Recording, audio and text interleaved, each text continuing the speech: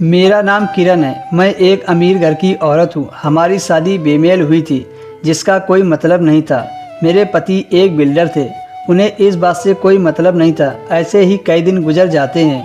हम एक दूसरे की शक्ल भी नहीं देख पाते थे। जो मैं वो सब करना चाहती थी, पर उनके लिए यह सब बचपना था। डिनर पर जाना, साथ बैठना, खाना खाना, कोई फिल्म देखना। वह कहते थे कि तुम यह सब मेरे बिना भी कर सकते हो।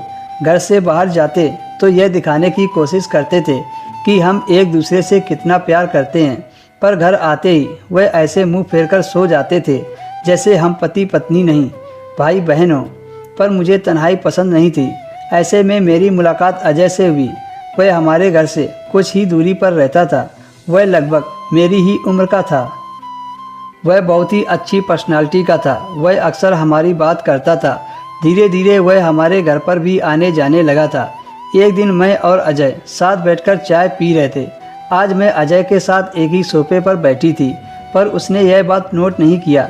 तभी मैंने चीनी दान उनकी तरफ बढ़ाया तो उसका हाथ मेरे हाथ से टच हो गया।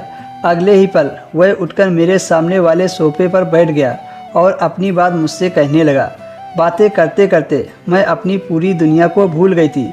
मुझे अपने पति की भी फिक्र नहीं थी। मेरे पति ने आज तक मुझे दिया ही क्या था। अब हम दोनों बाहर भी घूमने लगे थे। एक दिन अजय ने कहा, मैंने तुम्हारे लिए एक खूबसूरत तोहफा तैयार किया है। कल शाम तुम मेरे घर पर आना। मैं बहुत ही अच्छी तरह तैयार होकर शाम को अजय के घर पहुंच गई।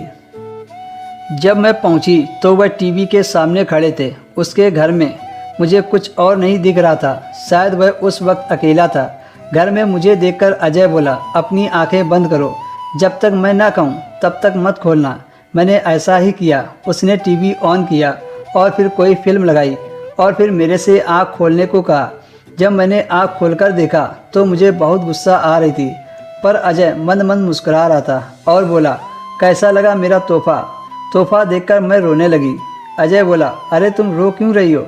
मैंने कहा, ये कोई तोहफा है? ये तो मैं रोज़ अपने घर में देखती हूँ। मैंने तो सोचा था कि जो मेरा पति मुझे नहीं देता वो तुम मुझे दोगे, पर तुम भी मेरे पति की तरह ही हो। इतना कहकर मैं अपने घर वापस चली आई।